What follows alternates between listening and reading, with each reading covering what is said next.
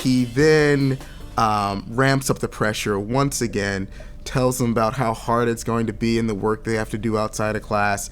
And, I feel like he's once again stepping into like this growth mindset and stereotype threat minefield.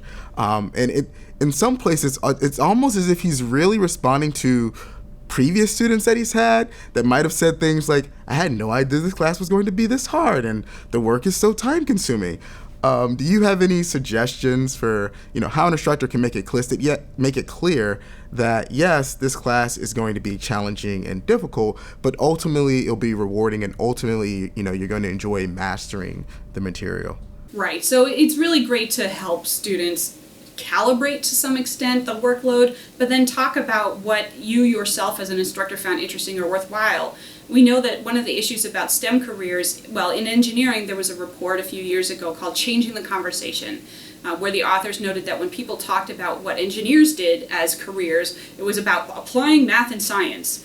And when they talked about what doctors did, it was about saving lives and delivering babies. And doesn't that sound more interesting than applying math and science, right? But doing well in medicine also uses math and science, right? It's not like it doesn't use math or science. But they didn't lead with that, right? So temper the workload talk with the benefits talk. What is the benefit? What are the interests or great experiences or whatever that one has had, you as an instructor has had, or what you found interesting and rewarding about the material, to sort of balance the fact that it will be a lot of work, and you can do it, and it will be worthwhile, right?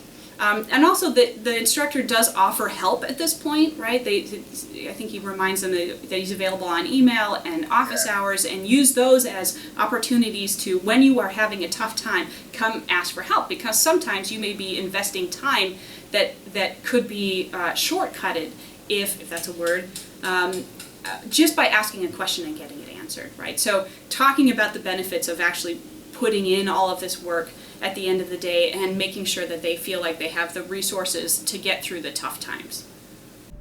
Yes, that's great. And I really like your point about saying, okay, this is what you're going to get out of this class. Because I feel like now that I think about it, the TA could have said something like, afterwards you'll be able to design, basic electronic circuits, and, you will understand more about, the technological world that we live in, which, runs largely on electricity and, makes all these things we enjoy, like, TV and cell phones and whatnot, possible. He also, while he's ramping this up, he also does single out the oldest student in the classroom. Presumptively the oldest student. And so while this student, seems to enjoy the attention, and, he kind of compliments him and says, I know you're on top of your work and you get things done, and it's mainly these younger ones that I'm worried about.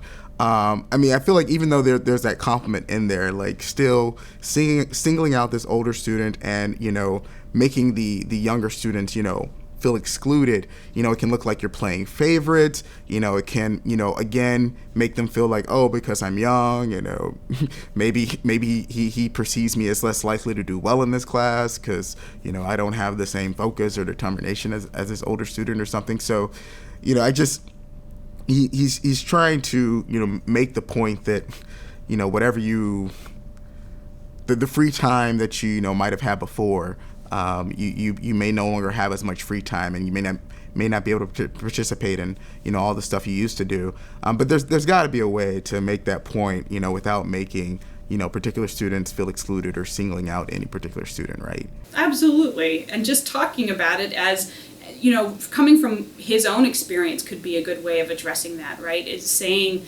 when I came, this was my expectations, and I found that I needed to shift those expectations and that I had the resources then to go do that.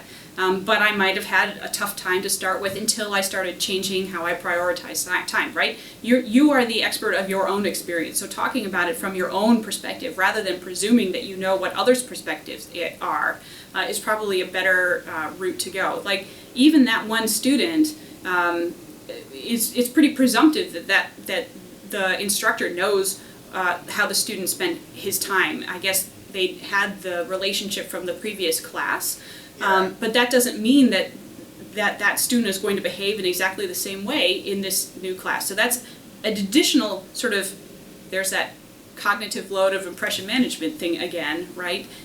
This student who's being singled out because he looks older than the other student doesn't necessarily mean he is. Now is wondering if all of these interactions is because they had this previous relationship in the other class, or because he looks older, or whatever it is. And so just leaving aside places that you want to single out individuals, even if it's to sort of lighten the tenor of the class and make a joke, usually probably best to leave out. You can maybe be self-deprecating and make a joke at your own expense, but I'd leave aside the ones about other folks. And in addition, I'm looking at the video, I was not actually sure how the student was experiencing, but there's an idea called spotlighting, which is the idea that people who are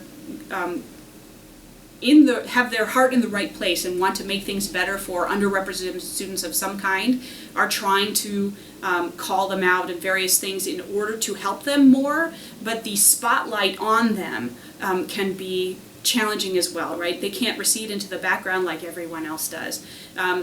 Students who are from underrepresented groups are both hyper-visible and invisible, right? They are the only sometimes in their class, but also they get overlooked in favor of majority folks. So trying to temper the ways that you interact with those onlys, whoever they are, however they are the only, is probably going to be a more inclusive approach than trying to single folks out in order to help them.